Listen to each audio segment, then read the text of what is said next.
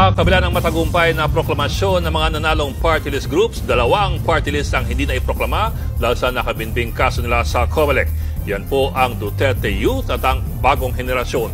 Banta naman ng Duterte Youth, isisiwalat nila ang anilay kalokohan sa Kongreso at COMELEC para magkapera. Nasa frontline ng balitang yan, Simon Gualvez. Mabilis na puno ang tent city ng Manila Hotel para sa proklamasyon ng mga nanalong party list group. 63 ang kabuuang upuang pupunan ng mga party list sa House of Representatives para sa 20th Congress. Galing ito sa 54 na party list na nakakuha ng pinakamataas na boto. Sa party list po, ang inabot po na number of votes for the party list ay 41,950,292. Dito po binase ang Banat versus COMELEC, dito po binase ang 2% threshold, dito po binase ang additional seat at dito po binase ang seat na entitled kahit maaari hindi nakakuha ng 2%.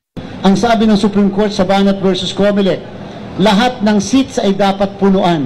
3 pwesto na secure ng Akbayan, Duterte Youth at Tingog. Tig-2 naman sa 4-piece at CIS at Ako Bicol Party List. Lahat sila hindi bababa sa 1 milyon na nakuwang kabuuang boto, habang tig-1 representative naman ang uupo mula sa nasa pang-7 hanggang 54th place na party list.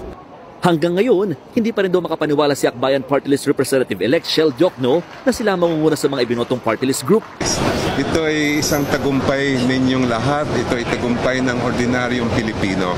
Ang nais po namin ay maging boses ng iba't ibang mga sektor ng ating lipunan na hindi naririnig o napapakinggan sa Kongreso. Pero bago mag-umpisa ang mismong proklamasyon, binasa ng COMELEC ang resolusyon na nagsususpindi sa pagproklama sa dalawang party list dahil sa mga nakabinbin nilang petisyon. Kabilang ang Duterte Youth at BH o Bagong Henerasyon Party List. I think po mas unfair kung halimbawa later na proklama ka na, hindi pa nagsisimula yung assumption to office, biglang nagkaroon ng decision, tanggal ka. Mas masakit po yon.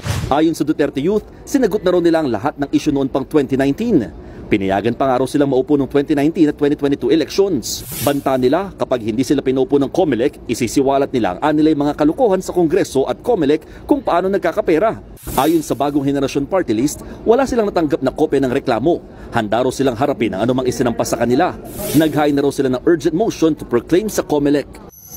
Samantala, ang mga party list na bigong makakuha ng pwesto sa dalawang magkasunod na eleksyon ay automatikong delisted o mawawala ng accreditation sa COMELEC. Ibig sabihin, kailangan nilang muli mag-apply para makatakbo sa susunod na botohan.